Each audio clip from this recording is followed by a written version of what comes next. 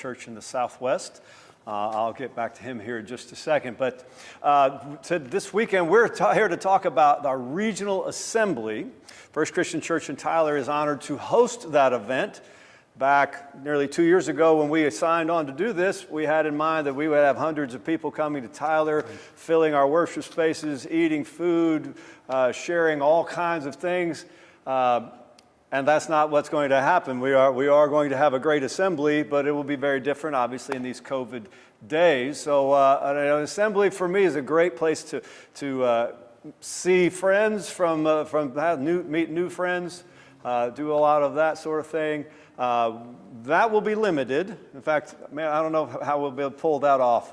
But assembly is a great time to get together as a church. So, as I said, Reverend Dr. Andy Mangum, our regional minister, been in that role for 3 years now, and I always enjoy any time I get to spend together with him and do ministry. So here we are today with this Facebook Live. So, hey, welcome to Tyler, to our cool media space here. Yeah. We'll be filling it up this, I guess Friday and Saturday. So we're hosting the assembly. Sort of. So yeah, tell the people that like, what is this, and you know, what's the purpose of it and the goals, some of that kind of stuff. Right. So one, thank you, Chris and First Tyler for opening the doors for us. We did imagine we were going to have barbecue and fajitas or something. I don't know, but we were, you know, we can still do that, just not with not with the hundreds. Yeah. People who know me know that food is a very high priority for me, and so what we were going to eat was a big part of the selling point here. But we hadn't been to East Texas in a while. I love working with this congregation, and so thankful for not just you, but everybody that I have encountered at First Tyler is super helpful. We were led through some really significant transition time leading up to and then through my first couple of years as regional minister with Jeff Billings and a core member here. So our gratitude to be able to be here, and our excitement was also high to be here. What Regional Assembly is, we've been doing this kind of thing. This is who we are as disciples. Right, okay. This is what makes us disciples. Disciples don't have bishops. Sometimes people jokingly call me a bishop. I'm not one. We really don't have a hierarchy. We aren't required to pay dues. The churches own their own buildings. They place their own ministers. But what makes us a people is that we gather together and we say, we are the church together. It's important for me to say, we are the Christian church in the Southwest. To say, we are church. This is a church, but the region is also a church. And so this is our time to be church together, to worship together, to learn together. We've got to take care of some business because we are also an institution. Yep. And so we'll have business meetings Saturday afternoon. But the main purpose and the reason that we do this is because it is being together. The writer of Hebrews said, do not forsake the assembly together as some are in the custom of doing. And I know what he meant, right? He was talking about Sunday by Sunday worship with your local community.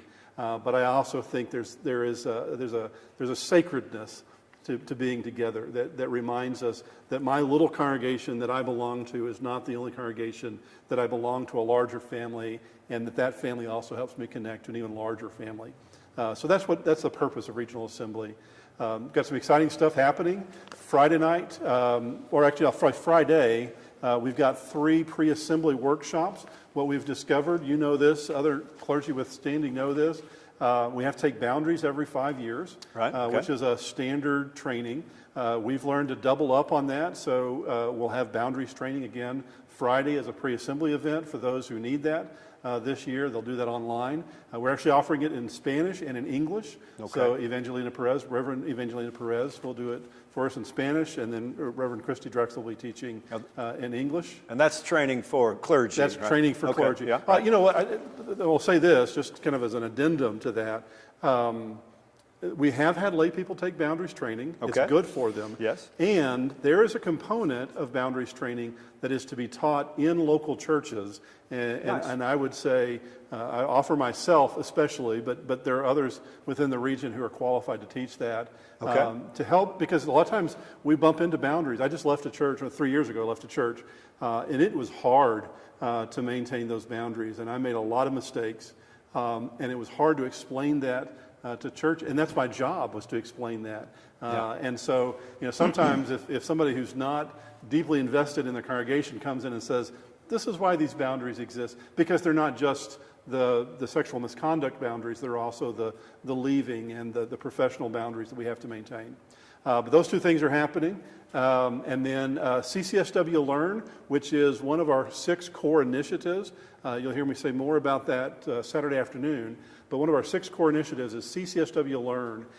It started out as commissioned minister training, the expectation for them, but we really have tried to transform that into something that everybody would want to be a part of. Okay. And so this is our 4th of this year. The first one was evangelism, had great turnout, went down to Cypress Creek in Houston, but then had pods of people all throughout the region learning together about evangelism. We did one on disciples' identity. At that point, we were in COVID, and so it was all by Zoom. But we were able then, because of that, to have Lori Tapia, the central Hispanic pastor for the whole denomination, for about 45 minutes. Timothy James, National Convocation, African American Disciples, was on with us for about 45 minutes. April Johnson, the Reconciliation Minister, Chung Sung Kim, who is the President, National Pastor for NAPAD, North American Pacific Asian Disciples, was with us for an initial interview, and then Terry Hort Owens was able to be a part of that. So it was really cool that for our Disciples Identity piece, we had the entire pastoral table present with us for that. So something that's cool, while we miss out on the connections and the handshakes and the hugs and the eating together, the upside is we're able to bring in and connect with a lot more people and some really high-profile people, Absolutely. I think. And so then we did another one recently on practical ministry. So that one really would have been just clergy that would want to have participated in that. Okay. It was baptisms, weddings, and funerals. Yeah. But then tomorrow is CCSW Learn Theology. And our presenter is Dr. Michael Miller, the new dean at Bright Divinity School. Wonderful. An extraordinary theologian, wonderful mind, doing wonderful things for us at Bright. But he'll be here. He won't be here. He'll be in Fort Worth. Okay. Had this happened the way we thought it would, he would have been here. We had him arranged to do this for us before COVID hit. But so that's Friday. Friday night is when Regional Assembly begins in earnest with our evening worship. We'll start at 6 o'clock Central, 5 o'clock Mountain Time. Pastor Jose Garza, president of the Southwest Hispanic Convention, is leading our music. You'll be here to bring greetings. And Whitney Waller-Cole, wonderful pastor in Creekwood in Flower Mound at Creekwood Christian Church, will be our preacher. And she's really become one of my favorite preachers. We've worked closely together because she is our regional moderator. Yes. And so appropriate that she would address us in that capacity. But I'm very thankful that we get to hear her preach tomorrow night. We will install 2 staff people. Christy Drexel, who's actually been on the job for about 15 months. Yeah, she's been with us. But she'll be officially installed as our regional executive minister. And then Hector Morales, our new community regional minister for the greater Dallas area and Hispanic ministries, will be installed. And I'm really excited about that. That'll be special. We're going to have a little bit of fellowship time. We're going to try to do something. I don't know how we're going to get the ice cream. Everybody's going to have to go out and get Bluebell or BYO or ice cream. Yeah. I got into trouble about, I won't tell you about the Bluebell trouble I got into. But anyway, but we're going to do a little bit of Zoom fellowship, let people split off into breakout rooms and at least see and talk to each other and tell jokes or whatever. Saturday morning, we've got workshops. There'll be 6 from 10 Central, 9 Mountain to about 11:30, and then another one, 10 to 11, and then 11:30 to 12:30. 2 sets of workshops. Okay. Things like loving your neighbor. Filiberto Pereira, our wonderful saint down at Southwest Good Samaritan Ministries in Los Fresnos, will be presenting in Spanish for our Spanish participants, Spanish-speaking participants. Myron Goins will be talking about how to be an agent of repair and connection. Allison Lanza, who is a really bright creative thinker who's doing a thing called, it used to be called Connect Fort Worth, and now it's Connect something else, and I wish I had memorized that better.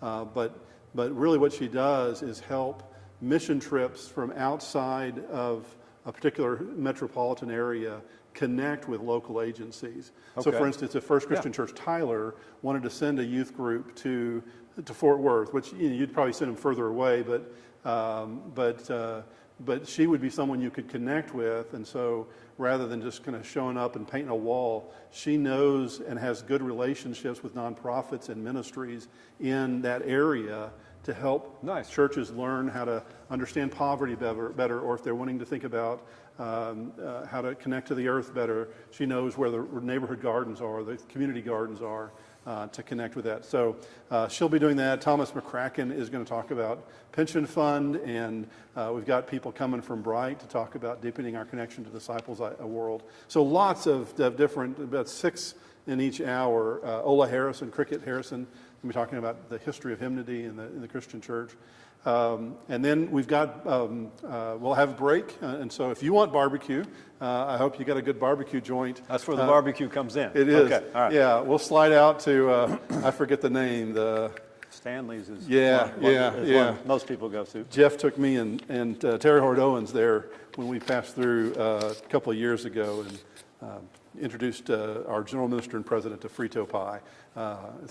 So a great gift. These are great gifts. Yeah. Right. So in the afternoon, then there's a business session, which is. I got sidetracked by barbecue. We have business session 2 to 4. Not an important, I think, state of the church address that we've been working on as a staff to say this is where we're at. To talk some of the bureaucratic stuff, I'll talk about our 6 initiatives that I think are really important guiding principles for what we want to be and do as a region. But we also want to address this moment in our history. We've not been through this in so many different ways. Right. I was seeing, as I'm sure you were as well, some real shifts in the landscape of religion prior to COVID. Increasing numbers of churches who were leaving their buildings but not disbanding as congregations. Right. And learning to become a new thing. And that was sort of a harbinger of some changes that we're seeing, some shifts that I was seeing that are both painful but also really clearly Spirit-led, God-led. Churches letting go of a storybook picture book vision of what church is supposed to be, and I see more and more and more churches simply saying, what is God calling us to be in this moment, in this time? And it's, you think that's going to be great and revival and it's going to be pretty. It's never pretty. Right. Giving birth is never pretty. But it is life-giving and it is resurrection. And so I want to talk a little bit about that Tuesday afternoon, about what I see as really some of these fundamental shifts and where in the midst of all the difficulty I see real hope and real excitement, real joy. Saturday night, we'll have our closing worship. Ramon Burton will be preaching for us. Okay. Ramon is staff chaplain for Herman Memorial Hospital in Houston, Texas.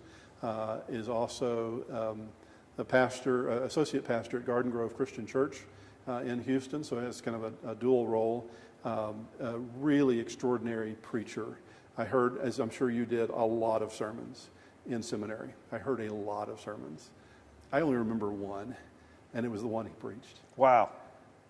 And, so let's be there for that. Yeah. So the Saturday, that's 5:30 is the closing worship, I believe? 5:30 is closing worship, 5:30 Central, 4:30 Mountain. So we'll break from board staff meeting, whatever that is, business meeting at 4.